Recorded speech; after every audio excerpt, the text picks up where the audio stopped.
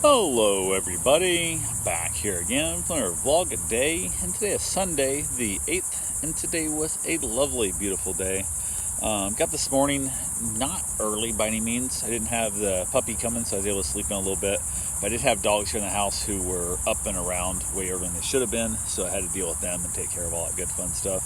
Finally got around this morning, got a couple things done, headed over to feed the cats. Got that taken care of, fed the cats. It was my last time there, so I made sure I spent a little extra time getting the litter box cleaned as best I could and everything, because sometimes I'll just kind of give it a quick once through, and then before they come back I'll make sure I really dig through it and make sure everything's all tilted back and forth, make sure it's empty. So just kind of is what it is. That's the worst part of the dealing with the cats, is the litter box. It's one reason I don't own cats, is litter boxes are disgusting. So kind of sucks in the process, but I get paid to do it, so it is what it is. So they were coming home this afternoon, so I didn't have to go back this evening.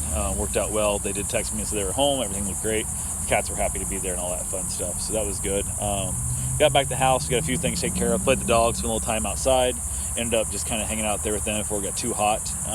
Ended up had to actually get back a dog. We had a dog get picked up, kind of hang stuff and whatnot. Had a couple things to deal with there. Went ahead and everything went well enough, I guess. Not great, but it was what it was. The time frames of people come to pick their dogs up is always kind of screwed up. So I gave back the second dog, which was fine.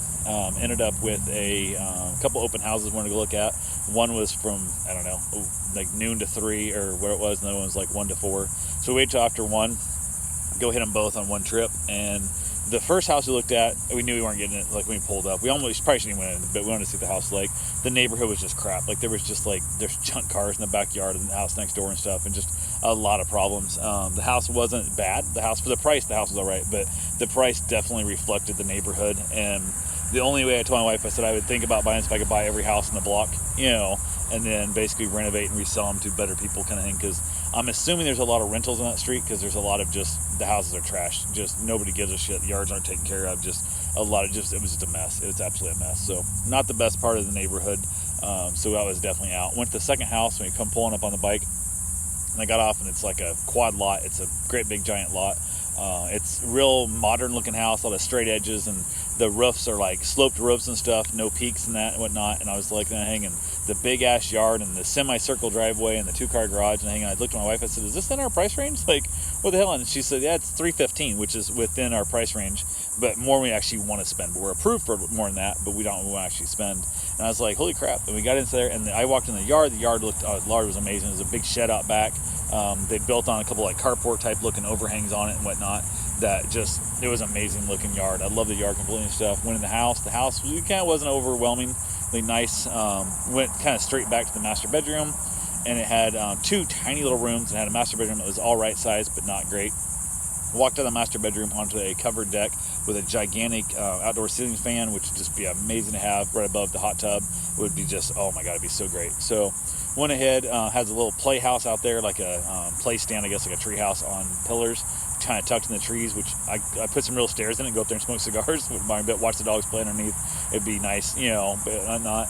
The yard was massive. There's an outdoor like paved patio. There was a third patio over on the far side, on the north side of the property, on the house. And there's like sliding glass doors, and Karen's like, is there a garage? And I'm like, I think so. We saw a garage. We pulled up. And the back of the garage has big sliding glass doors off it and that. And they say it's like 1,800 square feet, but I'm like, this house doesn't fill 1,800 square feet. Then I realized, because they put a wall air conditioner, a little shitty window air conditioner, cut in the wall, they're counting the garage, I bet, as square footage. Because we got back in the house, it had it's a very modern house, lots of windows, tons of light, everything I loved about the house. The flooring was crap. The cabinets were these old, like Victorian style, like just these Renaissance, just like they're awful. And just this weird ivory colored and stuff. They were just, oh my God, they were so gross.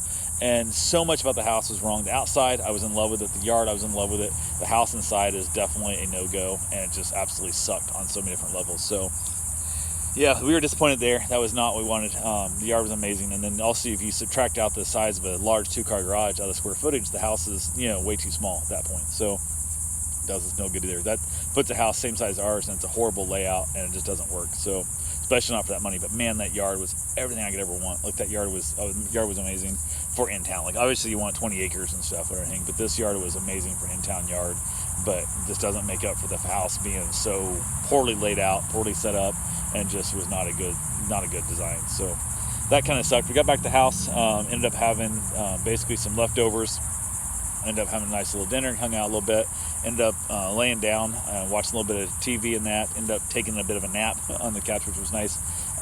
Basically, my father-in-law told Karen yesterday that he had a dentist appointment on Monday that he didn't bother telling us about until now, and she's like, well, have somebody else take you, your brother or somebody, your friend or whatever, and kind of left it at that. So she called him. I guess he left a message saying he needed her to call him. And he tried to order an Uber to try and get it scheduled to go and stuff. He screwed it all up, kept trying to get the passwords and stuff and the codes, and he kept having it wrong. It was back and forth, and it was a pain in the butt.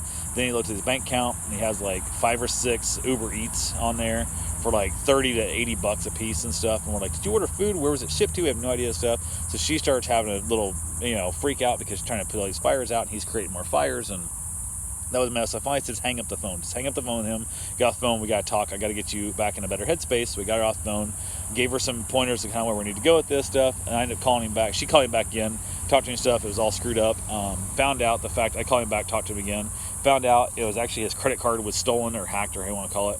And other people were ordering shit. So I'm like, there's nothing we can do. It's Sunday now. She'd already locked his card down. She went online, locked his card down so it can't be used anymore. And we got to worry about that stuff tomorrow. But she's just in a panic mode. And of course, he has one friend, and his brother's busy, and his friend's busy, and because he didn't ask him until Saturday to take him on Monday, so nobody can help him. So I got to basically drive up tomorrow and take him there. It would have been nice would have known what's going on a little more. Would have had more of a heads up. Would have saved me a lot of hassle and a lot of time. But it is what it is. It's just what you do. I got to deal with it. I got to figure out what we do with the dogs and all that kind of fun stuff there. But we finally got that all kind of settled down. I got to hell with it. I headed outside, had myself a cigar, kind of relaxing. She went and got a shower and got a couple things done. And then we headed in, watched a little bit of Netflix on the bed. Watched, actually, I guess Hulu or Prime, I'm not sure what it was. Watched Mad About You and a Corner Gas. And then finally wrapped it up and called it a night. So that's all I got for right now. I will talk to you guys tomorrow. Have yourself a safe, wonderful day. Thanks for watching.